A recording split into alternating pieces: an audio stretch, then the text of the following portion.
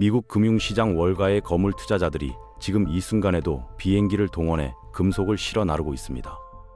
바로 은이에요. 배로 운송하면 늦으니까 비용이 10배 더 드는 항공 운송까지 감수하고 있다는 건데 도대체 무슨 일이 벌어지고 있는 걸까요? 올해 은 가격이 71% 폭등하면서 금 상승률 54%를 가볍게 제쳤어요. 1980년, 2011년에 이어 50년 만에 세 번째로 최고가 행진이 시작됐는데 이번에는 과거와 완전히 다르다고 해요. 월가의 원자재 전문가는 화석 연료에서 전기 에너지로 세상이 바뀌면서 은의 가치는 더 올라갈 것이라며 당분간 가격이 더 오를 공산이 크다고 단언했습니다. 은의 가치는 왜 이렇게 급등하고 있는 걸까요? 그리고 안전자산으로 은을 어느 정도 보유하고 있는 것이 현명할까요? 지금부터 은에 대한 다양한 궁금증을 속 시원하게 파헤쳐 보겠습니다. 구독과 좋아요는 영상 제작에 큰 힘이 됩니다. 먼저 현재 상황을 볼까요? 국제 은 현물 가격이 온스당 56달러에서 57달러 사이를 오가며 역대 최고가를 경신하고 있어요. 온스는 약 31g인데 이 가격이 올해 초와 비교해서 71%나 오른 겁니다.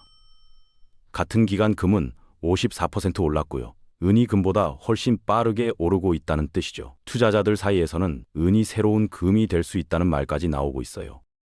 은 가격이 이렇게 폭등한 건 최근 50년 사이 딱 3번밖에 없었어요. 처음은 1980년 미국 석유 갑부들이 시장을 조작했을 때였고, 두 번째는 2011년 미국 부채 한도 위기 때였습니다. 그리고 지금이 세 번째예요.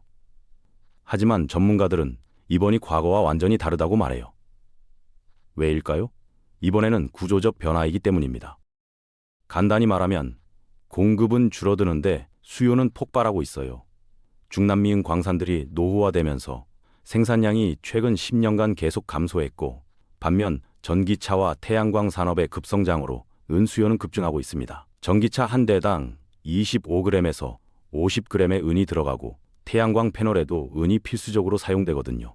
여기에 인도 같은 나라에서 전통적으로 은을 선호하는 문화까지 더해지면서 수요가 폭발한 거예요. 미국 금융투자사 인베스코의 폴 심슨은 CNBC 인터뷰에서 흥미로운 표현을 썼어요. 은의 출하 수요를 맞추기 위해 은을 컨테이너선이 아닌 비행기로 운송해야 하는 경우가 나오고 있다고요. 금속을 비행기로 실어 나른다는 게 무슨 뜻일까요? 그만큼 공급이 급박하다는 거예요. 배로 운송하면 늦으니까 비용이 비싼 항공 운송까지 동원하고 있다는 겁니다. 이게 지금 은 시장의 현실이에요. 그럼 투자자들이 가장 궁금해하는 질문으로 넘어가 볼까요? 지금 은에 투자해도 될까요? 아니면 이미 너무 많이 올라서 늦은 걸까요? 결론부터 말하면 전문가들은 아직 늦지 않았다고 말합니다. 오히려 이제 시작일 뿐이라는 의견이 많아요. 왜 그럴까요? 폴 심스의 말을 다시 들어보죠. 은은 귀금속과 산업용 금속을 오가는 존재입니다. 배터리와 태양광 등 사례에서 볼 수 있듯 화석 연료를 넘어 전기 에너지 중심으로 세상과 기술이 진보하면서 그 가치가 더 올라갈 겁니다. 이게 핵심이에요. 금은 단순히 안전자산이 아니라 미래 산업의 필수 소재라는 거죠. 금과는 완전히 다른 성격입니다. 금을 생각해 보세요. 금은 주로 장신구나 투자용으로 쓰여요. 산업적 용도는 전체 수요의 10% 정도밖에 안 돼요. 그래서 금은 경제가 불안할 때 안전자산으로 각광받지만 경제가 좋아지면 수요가 줄어들기도 해요. 반면 은은 어떤가요? 은 수요의 절반 이상이 산업용이에요. 전자제품, 전기차, 태양광, 배터리, 의료기기 등 현대 산업 전반에 걸쳐 사용되거든요. 여기서 중요한 질문이 나와요. 전기차 산업이 망할 것 같나요? 태양광 산업이 사라질 것 같나요? AI 시대가 끝날 것 같나요?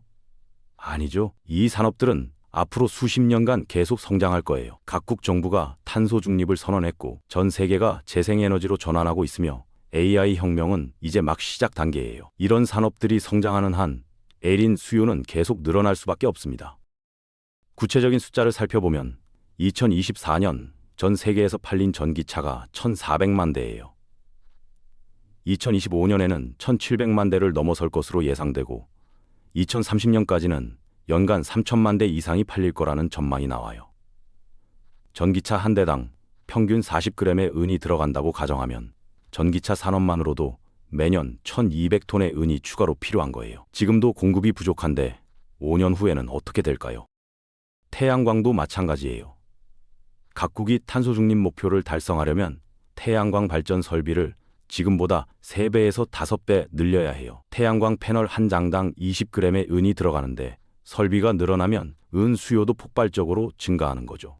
그런데 은 광산을 새로 개발하려면 최소 5년에서 10년이 걸려요. 지금 당장 개발을 시작해도 2030년 되어야 은이 나와요. 공급 부족은 구조적 문제라는 겁니다.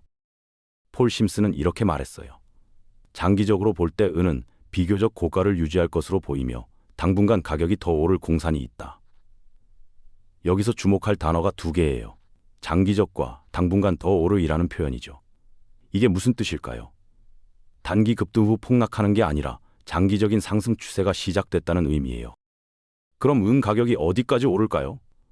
월스트리트의 일부 애널리스트들은 온스당 $70에서 $80까지도 가능하다고 봐요. 지금이 $57 정도니까 여기서 20%에서 40% 더 오를 수 있다는 전망이죠. 심지어 더 강세를 보는 전문가들은 $100도 가능하다고 말해요.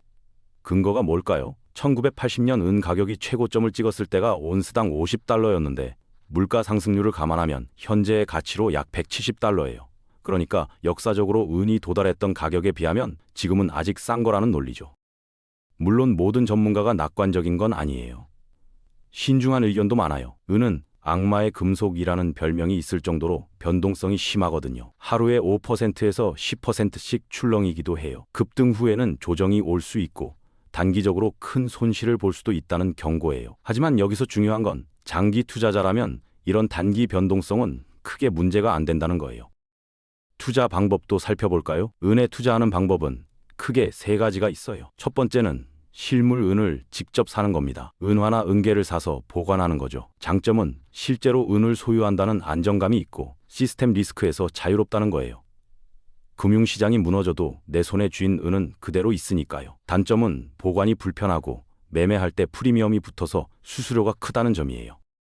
두 번째는 은 ETF에 투자하는 겁니다. 증권 계좌로 주식처럼 사고 팔 수 있어서 편리해요. 소액으로도 투자할 수 있고 거래가 쉽죠. 대표적인 은 ETF로는 미국의 SLV, 한국의 은 관련 ETF 등이 있어요. 단점은 실물을 소유하는 게 아니라서 약간의 추적 오차가 있을 수 있고 운용 보수를 내야 한다는 점이에요. 세 번째는 은 광산 회사 주식에 투자하는 겁니다. 이게 가장 공격적인 방법이에요. 은 가격이 오르면 광산 회사의 수익이 급증하거든요. 생산 원가는 비슷한데 판매 가격이 오르니까 이익률이 폭발적으로 높아지는 거죠. 그래서 은 가격이 10% 오르면 광산 주식은 20%에서 30% 오르기도 해요. 레버리지 효과가 있는 거예요. 물론 반대로 은 가격이 떨어지면 광산 주식은 더 크게 떨어지는 리스크도 있어요.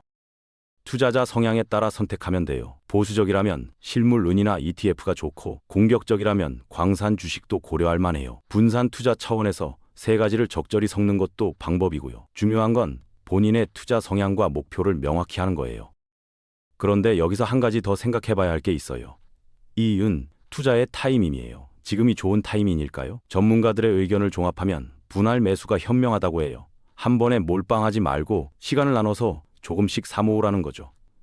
왜냐하면 은 가격이 단기적으로 조정받을 수 있기 때문이에요. $57에서 $50로 떨어질 수도 있고 반대로 $60까지 더 오를 수도 있어요. 그래서 여러 번에 걸쳐 나눠 사면 평균 매수 단가를 낮출 수 있고 변동성 리스크도 줄일 수 있어요. 장기 투자 관점도 중요해요. 은 투자는 최소 3년에서 5년을 바라봐야 해요. 단기 투자로 접근하면 변동성 때문에 손실을 볼 가능성이 커요. 하지만 3년에서 5년 정도 보유한다면 전기차와 재생에너지 산업의 성장과 함께 은 가격도 안정적으로 상승할 가능성이 크다는 게 전문가들의 의견이에요. 은 투자의 또 다른 매력은 인플레이션 해지 효과예요. 물가가 오르면 화폐 가치는 떨어지지만 실물 자산인 은의 가치는 유지되거나 오르거든요. 특히 요즘처럼 각국 중앙은행들이 돈을 많이 찍어내는 시기에는 실물 자산의 가치가 더 부각돼요. 금과 마찬가지로 은도 인플레이션으로부터 자산을 지키는 수단이 될 수 있어요. 포트폴리오 측면에서도 은은 좋은 선택이에요. 주식이나 채권과 상관관계가 낮거든요. 주식시장이 폭락해도 은 가격은 오히려 오를 수 있어요. 안전자산으로서의 성격도 있고 산업용 금속으로서의 성격도 있어서 분산 투자 효과가 있는 거죠. 전체 자산의 5%에서 10% 정도를 은에 배분하는 걸 많은 전문가들이 추천해요. 하지만 리스크도 반드시 알아야 해요. 가장 큰 리스크는 변동성이에요. 은은 금보다 시장 규모가 10분의 1밖에 안 돼요. 시장이 작으니까 큰 손들이 움직이면 가격이 크게 흔들려요. 2011년에도 은 가격이 급등했다가 몇 달 만에 반토막 났던 적이 있어요. 이런 변동성을 감당할 수 있어야 은 투자를 할 수 있어요. 또 다른 리스크는 대체재 개발이에요. 만약 은을 대체할 수 있는 더 저렴한 소재가 개발되면 은 수요가 급감할 수 있어요. 지금은 그런 소재가 없지만 미래에는 어떻게 될지 모르죠. 기술 발전은 예측하기 어려우니까요. 다만 전문가들은 단기간에 은을 완전히 대체할 소재가 나오기는 어렵다고 봐요. 경제 상황 변화도 변수예요. 만약 전 세계 경제가 침체에 빠지면 산업용 은 수요가 줄어들 수 있어요. 전기차 판매가 부진하고 태양광 설치가 지연되면 은 가격에 악영향을 미치죠. 하지만 이런 경우에도 안전자산으로서의 은 수요는 오히려 늘어날 수 있어요. 경제가 불안하면 사람들이 실물 자산을 찾으니까요. 정부 정책도 중요한 변수예요. 각국 정부가 탄소 중립을 얼마나 강력하게 추진하느냐에 따라 은 수요가 달라져요. 만약 정책이 약해지거나 늦춰지면 전기차와 태양광 산업 성장이 둔화되고 은 수요도 영향을 받아요. 반대로 정책이 강화되면 은 수요가 폭발할 수 있고요. 미국, 유럽, 중국의 정책을 계속 주시해야 하는 이유예요. 그럼에도 불구하고 전문가들이 은에 대해 긍정적인 이유는 명확해요.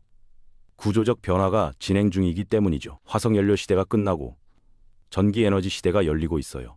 이건 단순한 유행이나 일시적 현상이 아니에요. 인류 문명의 큰 전환점이에요. 그리고 이 전환의 중심에 은이 있는 거예요. 폴 심스의 말을 다시 한번 되새겨보죠. 은은 귀금속과 산업용 금속을 오가는 존재입니다. 이게 내 가장 큰 강점이에요. 금처럼 안전자산이면서도 구리처럼 산업의 필수적인 금속이죠. 경제가 불안할 때는 안전자산으로 각광받고 경제가 성장할 때는 산업용 수요가 늘어나요. 어느 쪽이든 은은 필요한 거예요. 마지막으로 실전 투자 전략을 정리해 볼까요? 은에 관심 있는 투자자라면 이렇게 접근하는 게 좋아요. 우선 전체 자산의 5%에서 10% 정도를 은에 배분하세요. 너무 많이 넣으면 변동성 때문에 잠을 못 자요. 적정한 비중이 중요해요. 그 다음 분할 매수로 접근하세요. 한 번에 다 사지 말고 3개월에서 6개월에 걸쳐 나눠서 사는 거예요. 투자 방법도 섞는 게 좋아요. ETF로 절반, 광산 주식으로 나머지 절반 이렇게요. 여유가 되면 실물 은을 조금 보유하는 것도 좋고요. 그리고 가장 중요한 건 최소 3년은 보유할 각오를 하세요. 단기 변동에 흔들리지 말고 장기 트렌드를 믿는 거예요.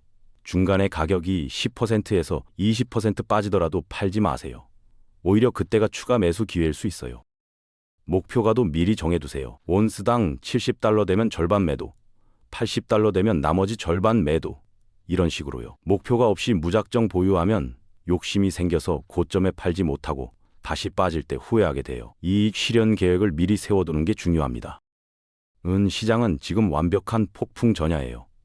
공급 부족, 수요 폭발, 구조적 변화가 모두 겹치면서 가격을 끌어올리고 있어요. 50년 만에 세 번째 최고가 행진이 시작됐는데 이번에는 과거와 다릅니다.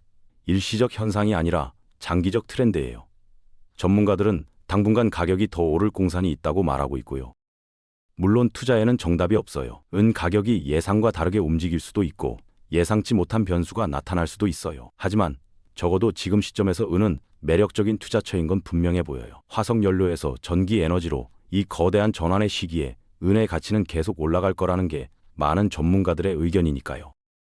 향후 은 시장에는 어떤 변화가 펼쳐지게 될까요? 가격은 정말로 $70, $80까지 갈까요? 아니면 조정을 맞이할까요? 여러분은 은 투자에 대해 어떻게 생각하시나요? 이 복잡한 상황에 대한 시청자 여러분의 깊이 있는 통찰과 전망도 듣고 싶습니다. 여러분의 의견을 댓글창에 자유롭게 공유해 주시길 바랍니다. 오늘 준비한 내용은 여기서 마무리하겠습니다. 오늘 영상이 유익하셨다면 구독과 좋아요 부탁드립니다. 더욱 유익한 영상으로 찾아오겠습니다.